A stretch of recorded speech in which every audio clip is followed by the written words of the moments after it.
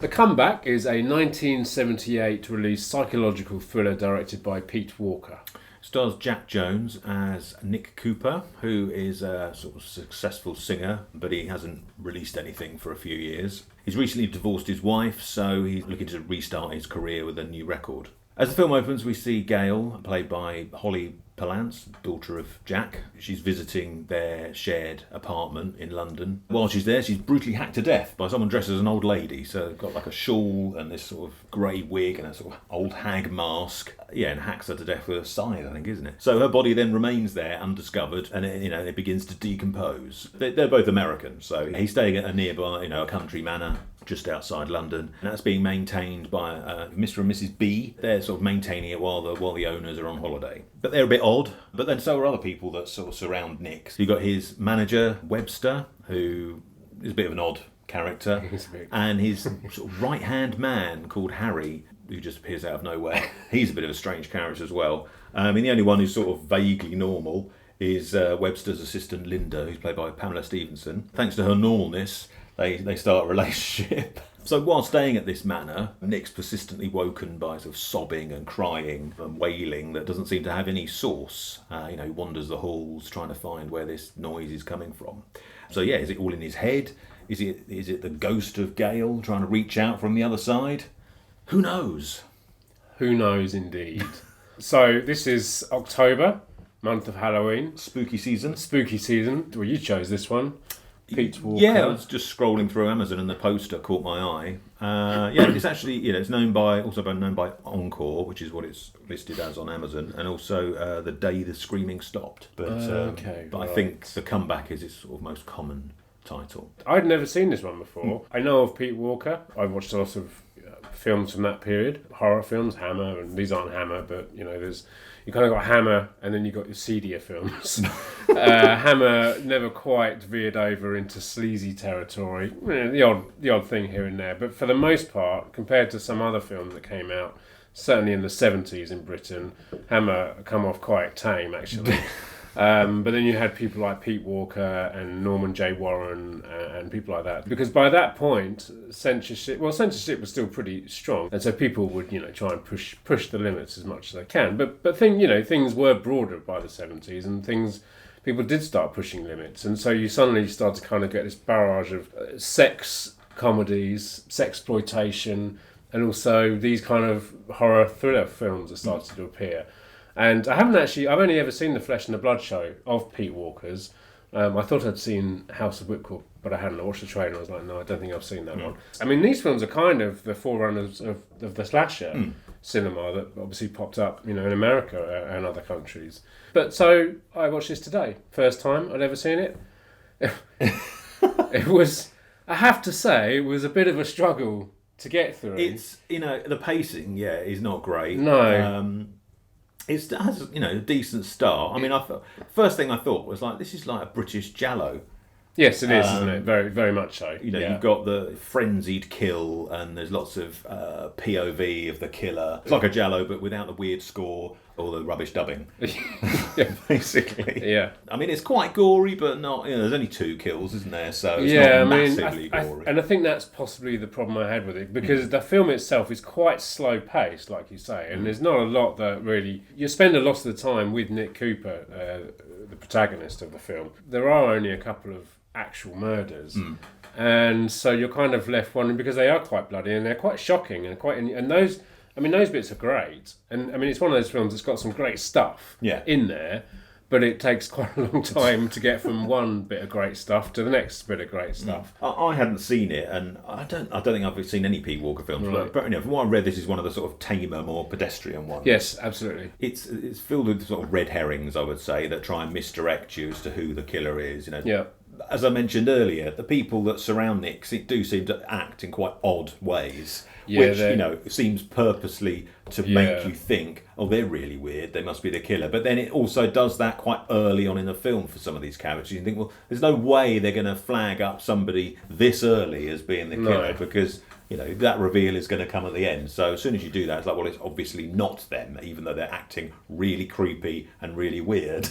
It's just a red herring. Specifically Webster. I mean, there was one scene where I was like, what? He's like, what's going on here? And then it's never mentioned again. No. And, Yeah, where did that come from? People do stuff in their private lives. Absolutely, and that's fine. But it seemed just put there to make you think. To throw. Oh, okay, maybe it's him. Absolutely. Maybe it is. Obviously we're not going to tell you who it is at the end. No. But everybody acts apart from Linda and Nick. Everyone pretty much. I mean, there's not a huge cast of characters really. But everyone acts weird, so it could be literally anybody. It could be Linda. It could be, yeah. I mean, just because sometimes it's the normal ones. I guess in a way that's almost good because you are like, I don't know who the hell this is doing this because everyone's got a bit, everyone's a bit weird, and maybe everybody, like you say, everybody's weird except her. So maybe it is her. I don't know who it is. And then when you do find out, there's literally, I don't think there's any hints whatsoever through the film to the actual reveal. You're like, oh, okay.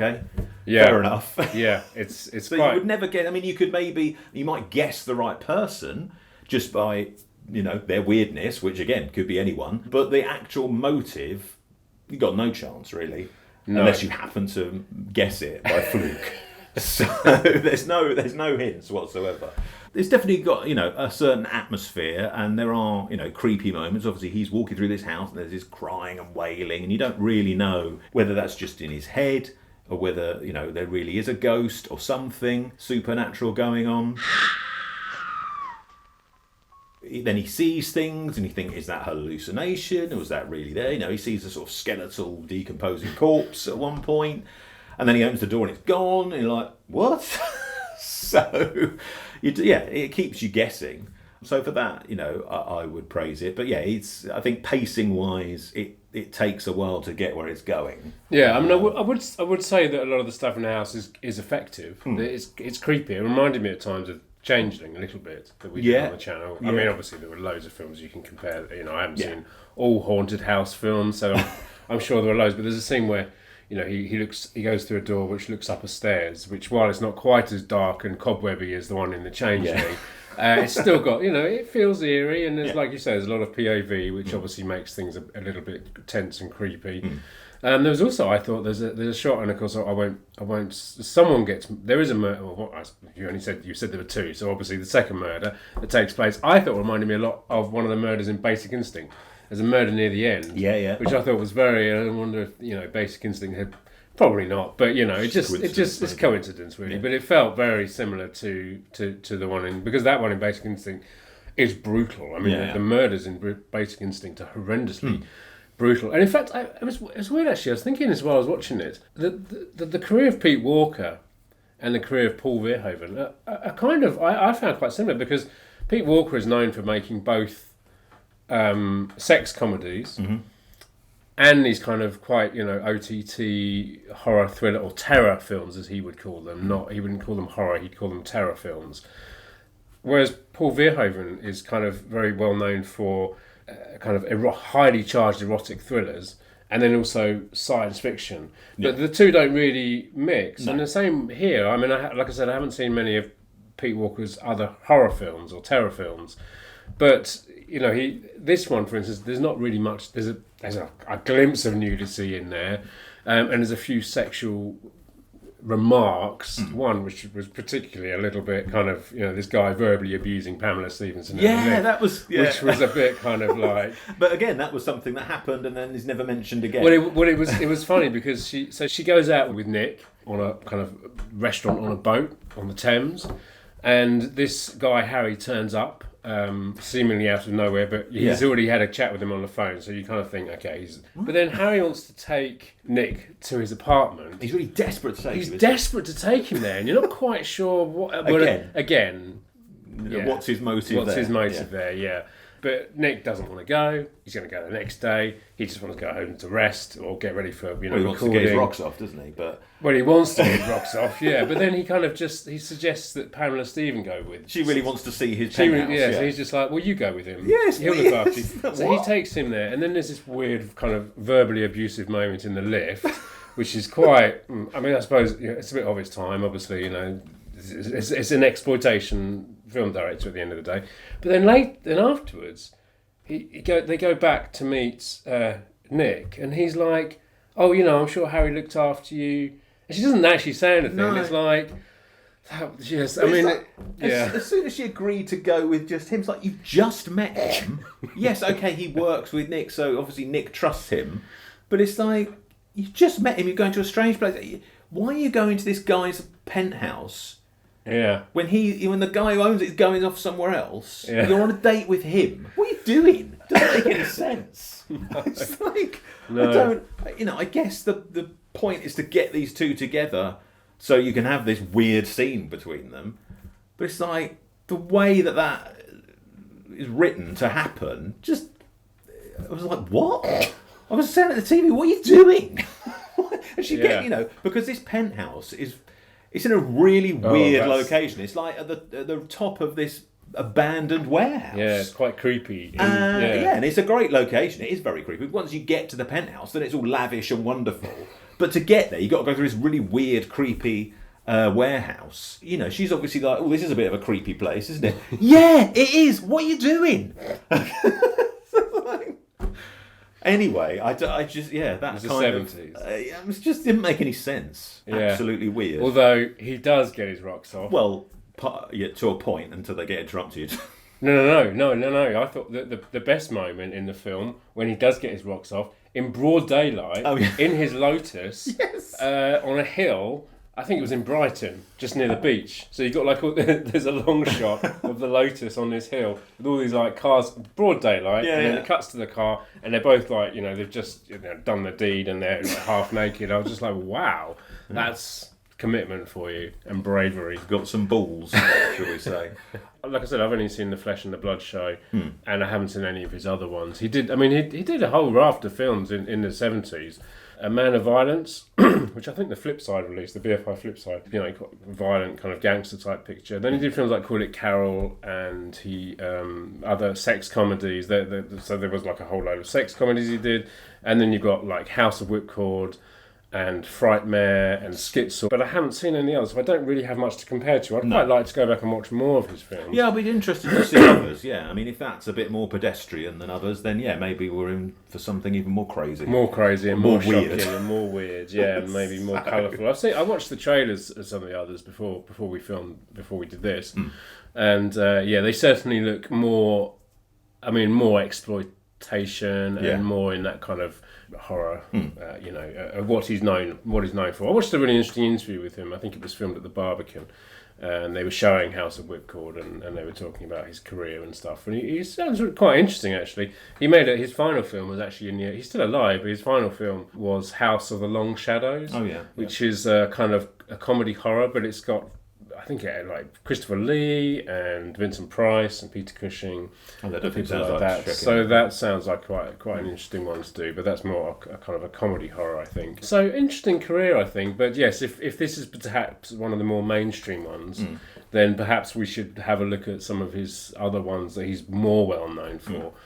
Because it certainly had some interesting things there, and it's quite gory. And apparently, all the blood effects were actual blood. Well, I read that. It was out of date donated blood. Yeah.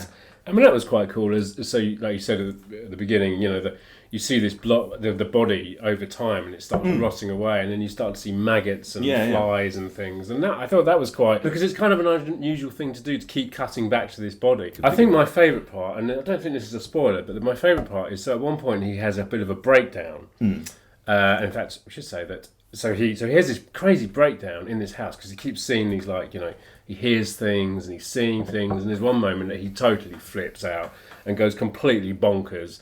And ends up in a kind of psychiatric hospital. The psychiatrist, played by Richard Dodd, who was in The Haunting, who's the lead from The Haunting that we did on the channel, the original Haunting. But then he gets better, and he goes back to the house. What? I kind of thought he's clearly a very well-off, a successful musician. Why can't he just buy his own apartment in London? Does he go back to this crazy house where he had this completely mental experience? And then he starts to go to sleep, and he hears the noise again, so he just puts the radio on. Like, why did you do that in the first place? Yeah. I think his strengths are the cast is pretty good. You know, Pamela Stevens is Yeah. great. I think Jack Jones. Obviously, he is a musician. He is a musician. And looks quite a lot like Robert Redford, I thought, though. he didn't really make many films. I mean, he cameoed as himself in a couple, but I don't think he really had a leading role in anything else. So it's a bit of a strange film for him to choose to sort of, I don't know, start and end his leading man film career. I don't know, but he was fine. He was fine because often these singers, musicians that move over into acting, sometimes you wish they'd stayed just making music.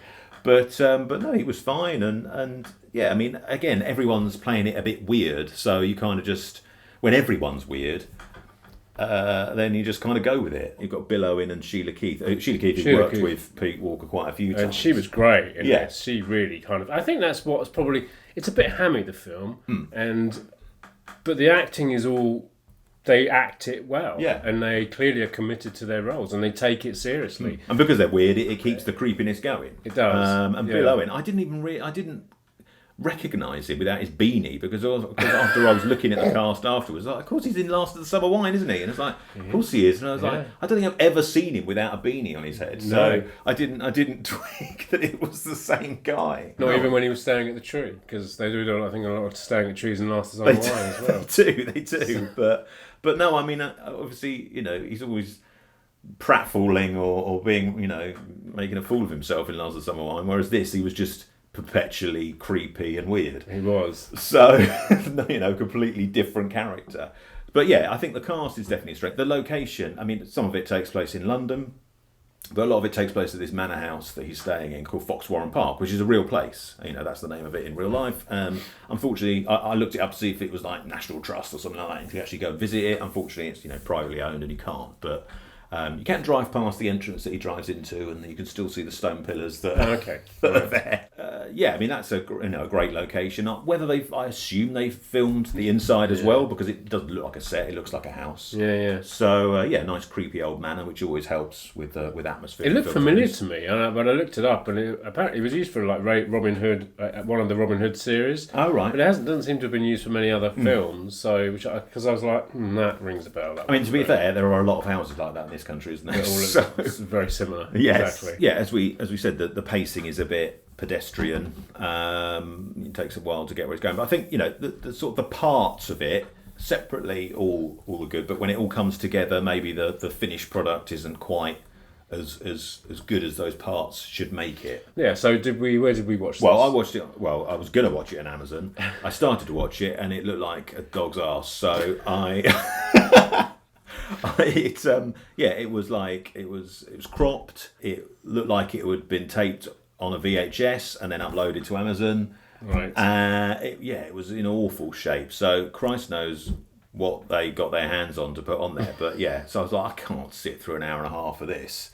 So so I thought, I wonder if anyone's uploaded it to YouTube. And luckily they had. And it was in widescreen and it had a far better picture. I mean, it's still, it was YouTube, so it had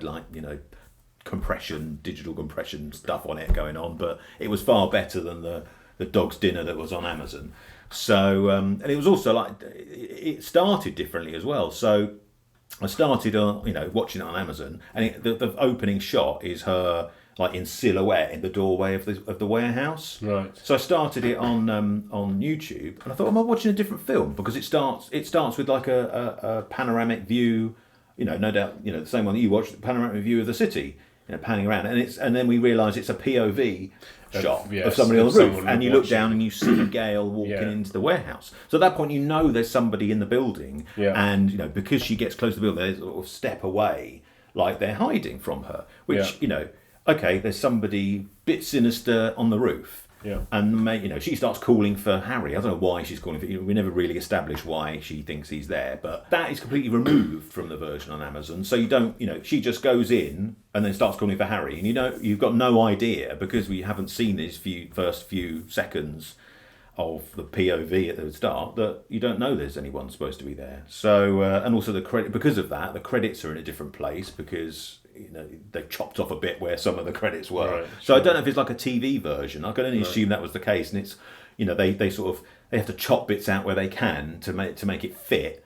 So they thought, we don't need that bit at the start, and obviously because it's cropped, that again says that maybe it was an edited for TV version. So I didn't watch the whole thing.